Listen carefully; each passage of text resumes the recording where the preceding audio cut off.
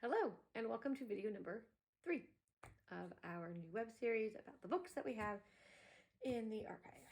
So in our archive, we have between 300 and 400 books.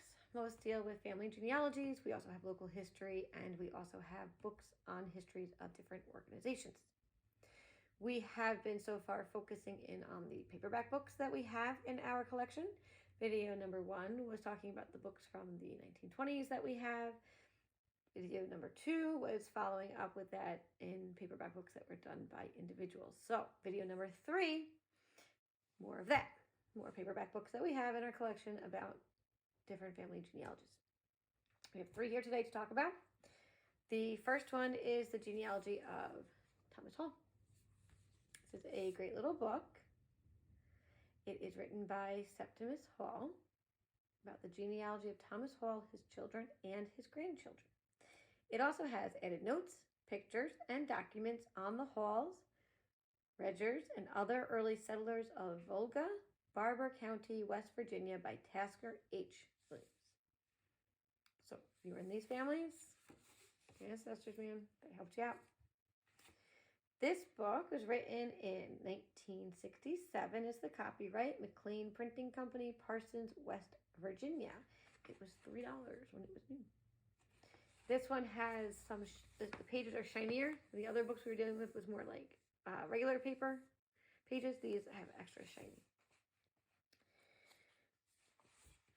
This starts, as most of them start, with an introduction. Sorry, I'll try to be cognizant of the glare on the pages. That's because they are shiny as compared to the other ones.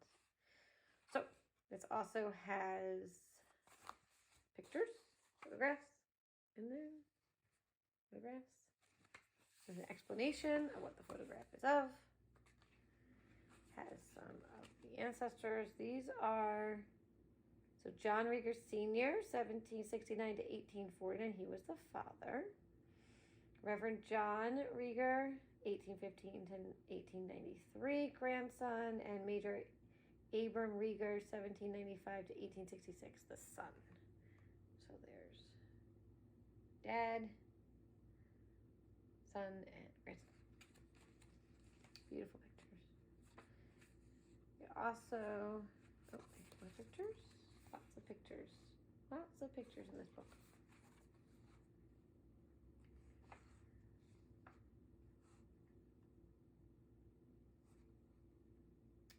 So this is the added notes by Tasker H. Williams. As all things considered, Septimus Hall did a remarkable job in his research on the Halls, but he failed to establish any documentation on the birthplace of Thomas. But there's little doubt that it was in the vicinity of Duck Creek Bridge, Delaware. That was also Dickinson's country. It is probably the home of her grandfather, Judge Samuel Dickinson, and that Thomas Hall met his first wife, Elizabeth, not Barbara Dickinson. So she goes into how she used Septimus Hall's research and then how she could verify some things, could not verify other things. So that's important because that's what we do. That's what we do. We take the research and we make it our own. And we verify, or we find out that, you know what, it really wasn't what they thought. Sometimes it gets hard, especially when you're going back. In the back of the book, in this yellow envelope, there are 3 pieces of paper. These are very neat. These are copies. One is a land deed.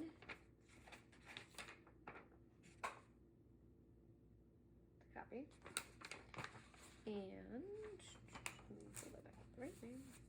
We have 2 for the estate of Thomas Hall from when he passed away in 1825. So it says a sale bill of the estate of Thomas Hall, deceased, sold by me, Michael Shore, administrator, October 29th, 1825. So that's what Thomas Hall had. And there is one more for the estate of Thomas Hall.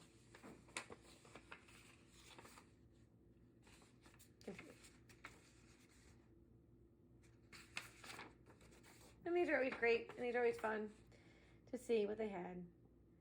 2 heifer calves, 1 mare colt, 1 gray horse. Always great.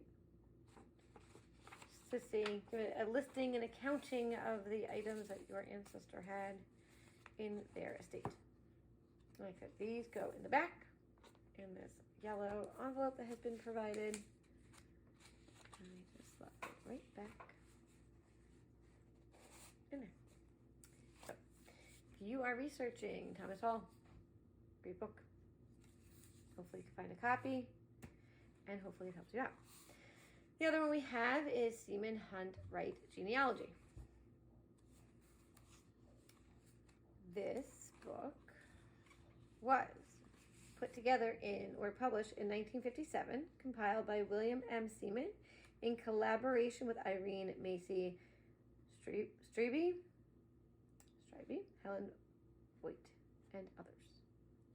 If you're new here, my pronunciation is not always the best. If I pronounced your name incorrectly, I do apologize. You are welcome to leave me a message on how to properly say it. This, again, has an introduction. That's perfect. Talking about him and who he was working with to put this information together. Perfect. This one has some genealogical notes. This one is similar to one of the other books that we read in the last one, talking about why they're compiling the genealogical research. So this one says, why compile a family history? People sometimes look with suspicion, often with amusement, on those of us who gather materials for family history. Some ask if we are trying to find a revolutionary ancestor in order to gain membership in the S&DAR, or if we are looking for heirs to an estate. There has been no such purpose in this project. Although we should be gratified to find a revolutionary ancestor, we have merely had an insatiable desire to reconstruct the history of our family, to set in order all the births, marriages, and deaths. That's a perfect summation of what the majority of us do. We just want to get the information right. We just want to know names. We want to put places to names. We just want to know who our ancestors were, where our DNA comes from, and that's it. That's all we want. Let the chips fall where they may. It is who it is. It is what it is. Can't go back and change it. Then you get into the genealogy. So, this one is 69 pages of genealogy. Page number 70 is left open and blank for you. So you can add on your family in there. Make it like your own family Bible, putting the information, adding in the next chapter. Because I am sure that since 57, that there are a lot more branches on this tree. But it's a good starting point. So if you have the book, you can add on volume 2. If you don't have the book, maybe it will help you to find some more of your ancestors, to push through brick walls, to put some names on the tree. The third book today we're going to talk about is George Lemley and wife Catherine Yoho and their descendants for 2 centuries. This is a great book. A lot of information in this book. It is by Alva John Washington Headley, who is the great-great-great-grandson of George. He has a BS from Waynesburg College and a PhD West Virginia University. This was published in 1975. Great book. A lot of information in this book. Pictures. Oh, it says, men of related blood trod the same mud. It's true. That's true. Especially if you physically are on the same land that your ancestors were on, or you can visit the same land. That can be taken in a lot of different ways. Also has pictures in this book. And then it gets into the meat of the book. Family trees and family genealogies. This is great too because it shows all different ways that you can put your family history together. If you're sitting down and with all your information, these are 3 different examples of ways that you can organize it, including the last 2 videos.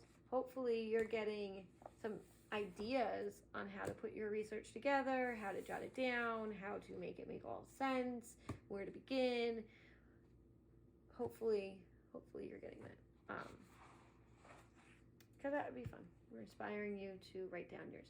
So a couple of things that we have noted in the other videos is if you are going to write it down, make sure you put your name, make sure you put the year, make sure you put where you were.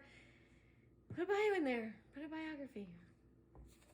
You're part of the family. They should know who you are too, so that 50 years from now, when somebody is making a video about your book, they know a little bit about you.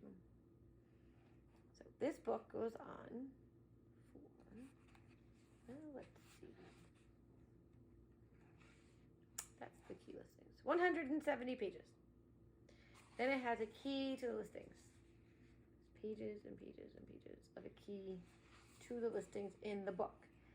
This one tells you, like, for example, 1880 U.S. Census for Lindley. It tells you everybody on the 1880 census.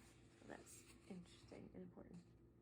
You have to keep in mind that when they wrote these books, all the books that we've shared so far, the internet was nothing. The information was out there, but it may have been harder for people to obtain. They would have had to go to an archive or go to where they held the federal papers, and they would have to look it up.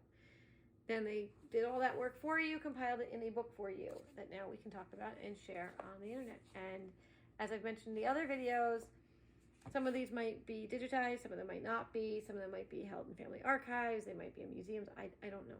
I don't know where they are. I know I have a copy of it. I know it's here. I hope that the knowledge of it existing helps you. If you have questions about things that are in the book, I might be able to help you. You can send us a message. Most of the books are copyrighted, so I can't reprint the books. I can't copy the books. But I can do my best to try to help you find a copy or find some information that's in it. But book is out there. This book is out there. This book is out there. I hope I help you. Those are the three we were discussing today. We have many more. So stay tuned for video number 4. See what we are talking about. See what books we're going to move on to. As always, happy searching. I hope this helps, and I hope you are inspired now to get back out there and find some more names, find some more information, and keep adding those branches on your tree. Have a great day. Happy searching.